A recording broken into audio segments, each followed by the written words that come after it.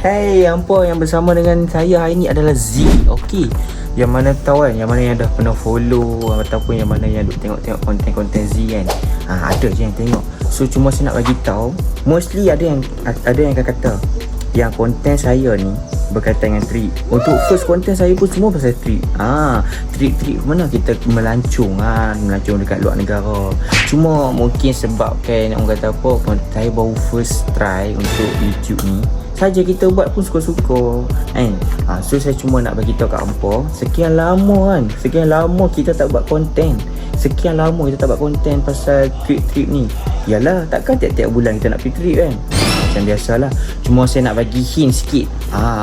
Faizu dan kawan-kawan dia ada lagi yang akan pergi ke mana? Hampa tak tahu kan. Kita ada trip lagi untuk bulan depan. Bulan depan kita tak tahu nak ke mana. Cuma dalam cadangan lah, ni ada 3 tempat.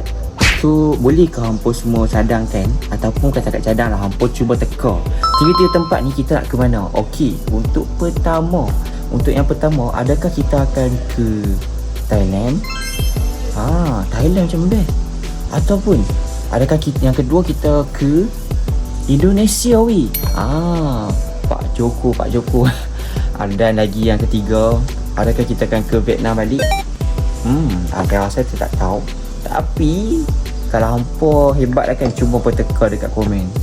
Komen YouTube ke apa ke, tak kisah. Kita akan ke mana kali ni. Cuma untuk konten trip kali ni, insyaAllah saya akan perbaiki untuk menjadikan dia lagi lebih menarik ataupun apalah. So untuk hampa-hampa yang mana yang rasa macam nak tengok ke apa semua tu, jangan lupa untuk subscribe YouTube ni, ataupun tekan button share ataupun like pun semua. Sebab 1 hari bulan ni kita akan ke mana kita pun tak tahu. Cuma tunggulah daripada kami. Apa pun, bye bye. Kita akan jumpa lagi dekat next channel dan salam.